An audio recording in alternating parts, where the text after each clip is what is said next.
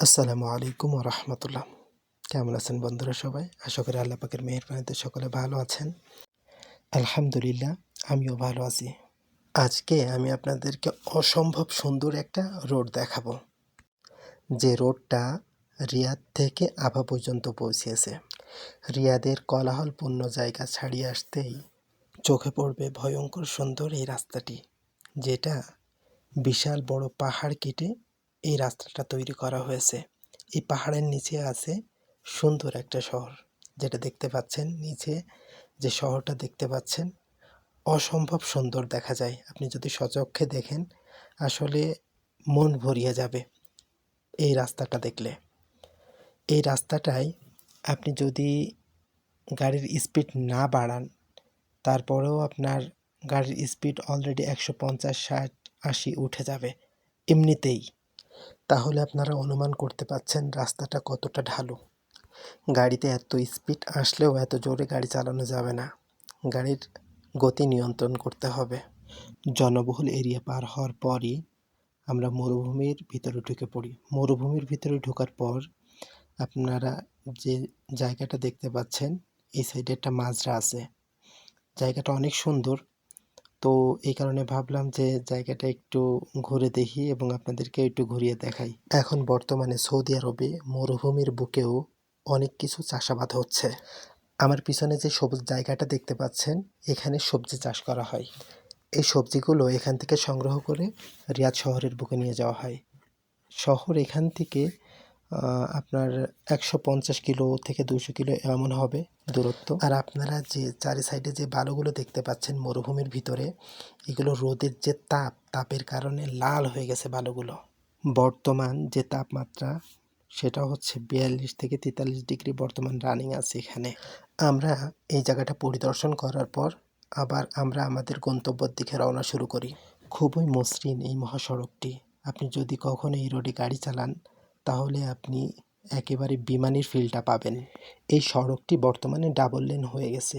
পূর্বে আমি যখন এই রোডে আসছি, আজ থেকে 5-6 বছর আমি এই রোডে চলাচল করি, তখন ওয়ান ওয়ে রোড ছিল। যাই হোক, এখন আমার গাড়িতে তেল লোড করতে হবে। সামনে আপনার তেল পাম্প আছে, কেননা সামনে 400-500 কিলোমিটারের ভিতরে আর কোনো তেল পাম্প নাই। এই কারণে এখান থেকে আমি তেল লোড করে নেব। সৌদি আরবে এই তেল পাম্পকে বলা হয় মাহাত্তা। এই মাহাত্তা থেকে আমি যে তেল নিয়েছি, অলরেডি আমি 600 কিলোমিটার পথ চলতে পারবো। যাই হোক, আমাদের তেল লোড করা প্রায় শেষ। এখন আমি এখান থেকে আবার রওনা দিব। এখান থেকে 500 কিলোমিটার পথ অতিক্রম করার পর একটা শহর আছে। শহরটার নাম হচ্ছে বিশা। ওখানে যাওয়ার পর আমি পুনরায় আবার তেল লোড করব আমার গাড়িতে। সকলে শেষ পর্যন্ত আমার সাথেই থাকবেন। এখন আপনাদের সাথে মজার একটা ঘটনা শেয়ার করি। গত 2 বছর আগে আমি যখন গ্রাম থেকে শহরে আসছিলাম, রিয়াদে আসার পথে এই রোডেই, যেখান থেকে আমি তেল লোড করলাম, তার আরও 30-40 কিলোমিটার আগে আমার গাড়ির তেল শেষ হয়ে যায়। তো এটার কারণে আমি অনেক ভোগান্তির শিকার হই। এই কারণে আপনারা যারা লং রুটে গাড়ি চালাবেন, যেখানেই মাহাত্তা পাবেন, তেল পাম্প পাবেন, গাড়ি অলরেডি সবসময় ফুল করে রাখবেন, যাতে আমার মতো বিপদে কখনো না পড়তে হয়। আচ্ছা, যাই হোক, এখন আমরা যে মরুভূমির পথ অতিক্রম করতেছি, এই মরুভূমির ভিতরে অনেক পাহাড় আছে। এই যে আপনারা যেটা দেখতে পাচ্ছেন ডান সাইডে যে পাহাড়টা, এইটা অনেক সুন্দর একটা পাহাড়। আরও কিছু পাহাড় আছে মরুভূমির ভিতরে, এক একটা পাথর, এক একটা পাহাড়। এটা হচ্ছে যেটা দেখতে পাচ্ছেন, এটা একটা পাথর, একটা পাথরেই একটা পাহাড়। আমি আরও কিছু ছবি দেখাবো আপনাদের, যে পাথরগুলো, এই যে এই একটা দেখতে পাচ্ছেন, এই আরেকটা দেখতে পাচ্ছেন, এই যেগুলো ছবিগুলো দেখতে পাচ্ছেন, এগুলো সম্পূর্ণ এক একটা পাথরে এক একটা পাহাড়। তাহলে বুঝতেই পাচ্ছেন এই পাথরগুলো কত বড়। ওখানে যদি কোনো গাড়ি কিংবা মানুষ যদি থাকে, তাহলে একদম পিপিলিকার মতো দেখা যায়, মনে হয় যে পিঁপড়া হেঁটে বেড়াচ্ছে। তাহলে বুঝতে পারছেন এই পাথরগুলো বা পাহাড়গুলো কত বড়। এই যে দেখতে পাচ্ছেন মাঝে মাঝে পাহাড় কেটে, দুই সাইডে পাহাড়, মাঝখানে রাস্তা, পাহাড় কেটে এই রাস্তাগুলো তৈরি করা হয়েছে। আপনাদেরকে আরেকটা বিষয় শেয়ার করি। সেটা হচ্ছে, আমি যে রোডে বর্তমান চলতেছি, এই রোডটা পৃথিবীর মধ্যে সব থেকে দীর্ঘতম সোজা সড়ক হিসাবে আখ্যায়িত করা হয়েছে। সৌদি সরকার ঘোষণা করছে যে এই রোডটা পৃথিবীর মধ্যে সবথেকে দীর্ঘ সোজা রোড। আপনারা যে মরুভূমিটা দেখতে পাচ্ছেন, এই মরুভূমির বুকের মধ্যেই বেদুইনরা উট চড়ায়। আপনি দেখতে পাচ্ছেন আমার ডান সাইডে যে উট দেখা যাচ্ছে, এই যে দেখতে পাচ্ছেন, এই উটগুলো এখানে চড়ানো হয়। আমাদের প্রিয় নবী হযরত মুহাম্মদ সাল্লাল্লাহু আলাইহি ওয়াসাল্লাম এই উটকে মরুভূমির জাহাজ বলে আখ্যায়িত করেছেন। আপনার সামনে আরেকটা পাথর দেখতে পাচ্ছেন, পাহাড় দেখতে পাচ্ছেন। এটা দেখতে অনেকটা কচ্ছপের মতো দেখা যায়। আপনারা যদি সরাসরি দেখেন তাহলে বুঝতে পারবেন এটা অনেকটা কচ্ছপের মতো দেখা যায়। সামনে আরও অনেকগুলো পাহাড় আছে যেগুলো দেখতে বিভিন্ন আকৃতির মতো দেখা যায়।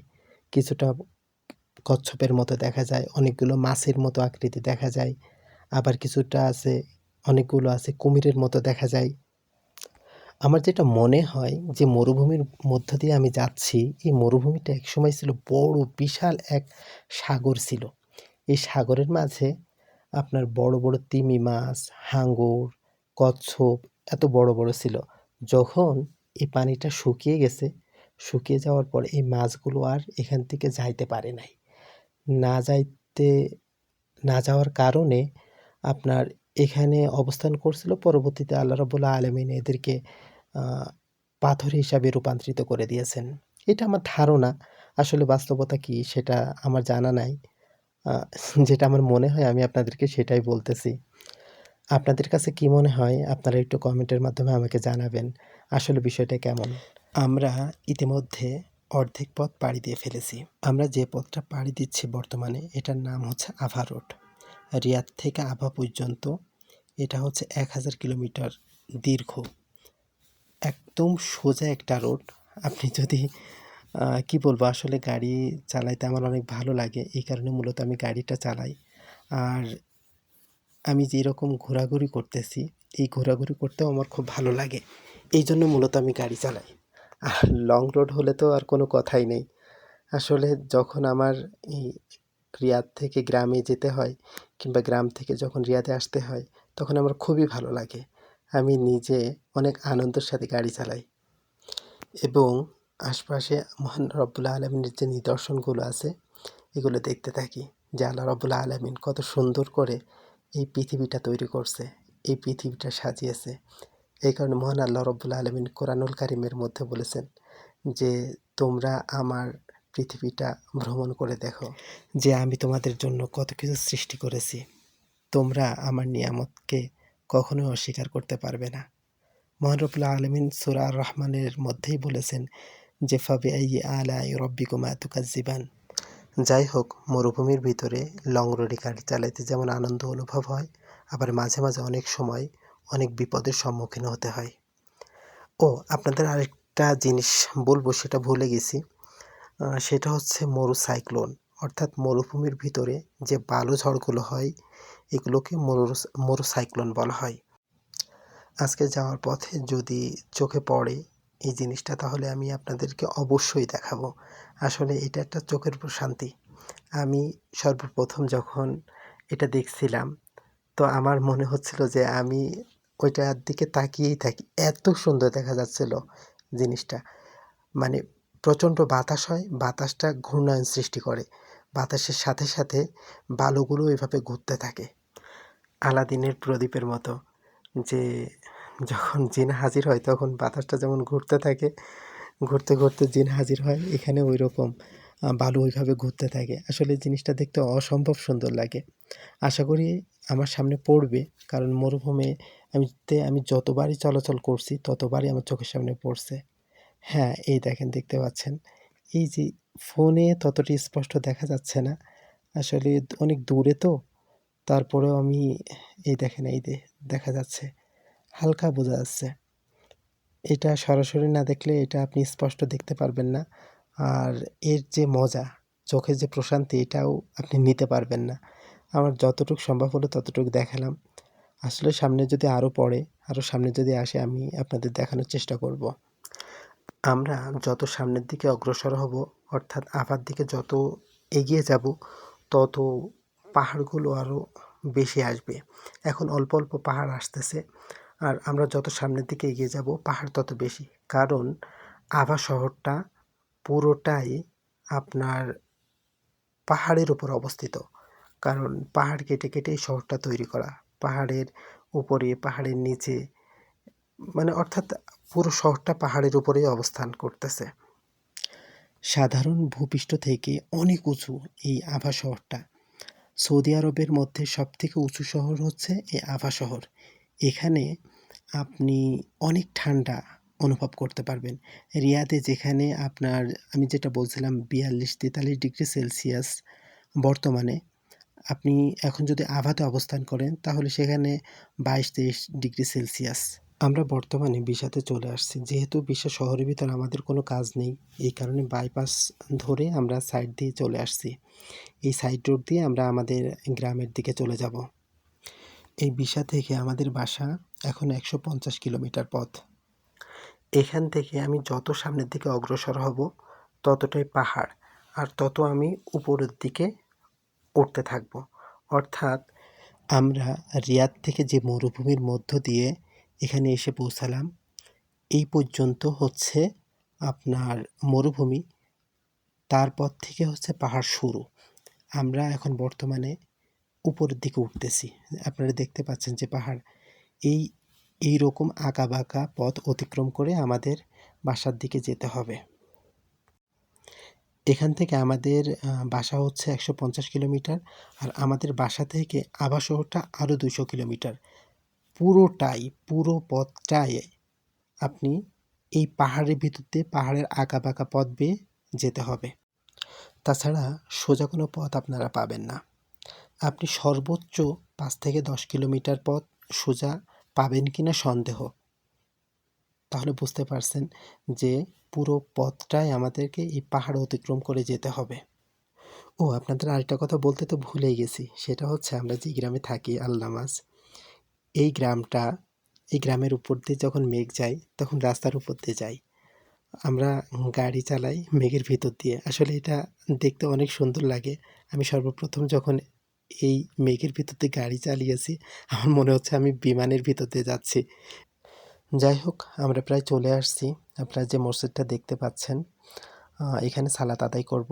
সালাত আদায় করার পর একটু ঘোরাঘুরি করে আবার রওনা দিব। আমাদের আর হয়তো ২৫-৩০ কিলোমিটার পথ বাকি আছে। আসলে মসজিদটা অনেক সুন্দর, এই কারণে ভাবলাম একটু ভিডিও করি। এটা হচ্ছে মসজিদের ভিতরের সাইড। মসজিদটা অনেক সুন্দর, এই কারণে ভাবলাম একটু ভিডিও করে আপনাদেরকে দেখাই। এই মসজিদে যারা মারা যায়, মাইয়াতের গোসল করানো হয়, জানাজার নামাজ হয়, এই মসজিদটার ভিতরেই করা হয়। এখানে বাংলাদেশের মতো আপনার বাড়িতে মাইয়াতের গোসল দেওয়া হয় না। মসজিদের আশপাশটা অনেক সুন্দর। আপনারা দেখতে পাচ্ছেন যে আমি মসজিদের সাইডে আসছি, সেই ভিডিওটা করা। দেখেন পাহাড়গুলো কত সুন্দর দেখা যাচ্ছে।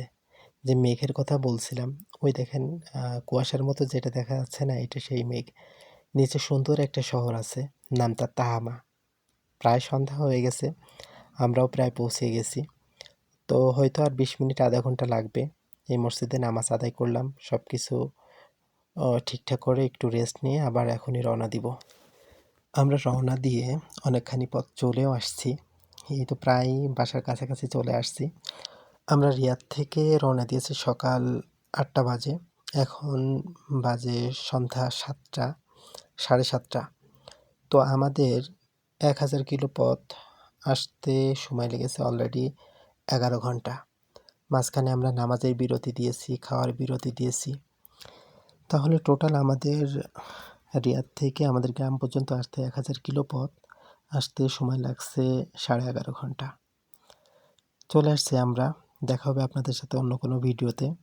সকলে ভালো থাকবেন, সুস্থ থাকবেন। আসসালামু আলাইকুম ওয়া রাহমাতুল্লাহি ওয়া বারাকাতুহু।